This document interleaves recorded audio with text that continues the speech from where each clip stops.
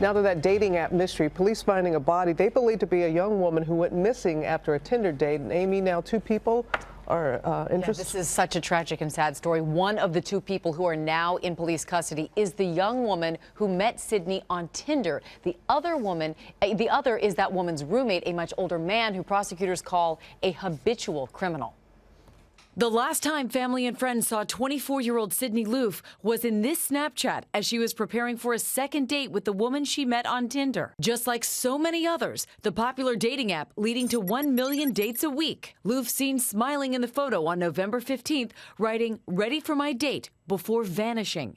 Now her date, 23-year-old Bailey Boswell and 51-year-old Aubrey Trail, being called persons of interest by Nebraska police. By their own statements on social media, we believe that Aubrey Trail and Bailey Boswell were two of the last people to have known to been with Sydney prior to her disappearance. The search for Loofe beginning when she missed a shift at the home improvement store where she worked.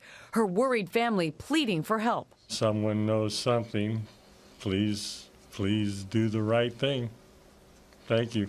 Police and the FBI beginning their search, combing through digital evidence and looking for Boswell and Trail, who allegedly left town after Sydney's disappearance. We've spent the last few days watching ourselves being slammed and crucified in the newspapers. We thought it was time we had our say.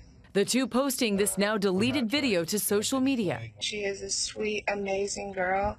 Boswell saying in the video that she dropped Sydney off after their date. She asked me to drop her off at a friend's house, so I did so. I gave her my number. I haven't heard from her since. The pair now in police custody, reportedly being held on a federal person of interest warrant in the disappearance of Loofe. And Tuesday, 20 days after she vanished, digital clues leading authorities to what they believe to be Loofe's body.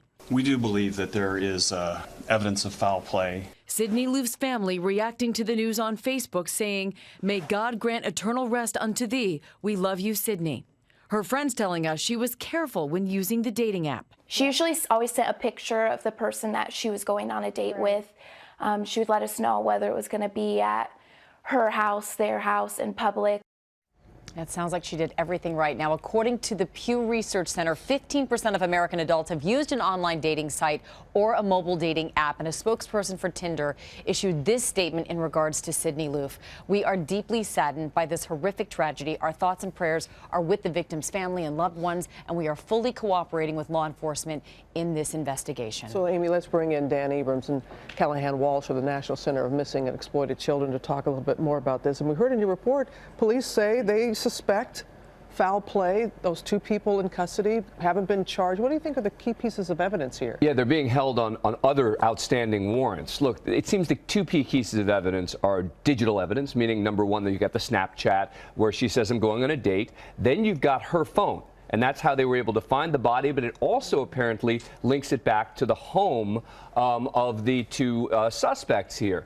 What's so fascinating is this video that they have put out denying it. They're basically going after the media, they're going after the police, they're admitting that they've committed crimes in the past, but they're saying again and again and again, "We didn't do this. We weren't responsible." How does that video affect the investigation? Well, look, it's certainly going to be evidence. Anything you say can and will be used against you. And so that can be used against them in the context of this. I think that video, while they're trying to say this proves we didn't do it, this proves we've been trying to be helpful to the police, is part of the reason that they have gone after them. And I don't think they help themselves at all, where at the end of the video, they flip off the police. That doesn't help. No, that never helps. No, let's bring in Callahan in the discussion here, and because we know that you primarily work with children, but when it comes to, Callahan, online safety, staying safe being online, you say the rules are pretty similar here.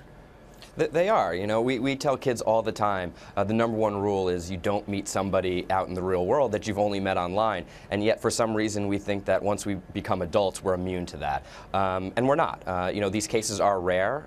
These social media and dating sites don't want this happening to their users, but we need to stay hyper vigilant when using these types of dating services. And Callahan, what about the companies behind these apps and these websites? What are they doing to try and make sure the people who are using them stay safe?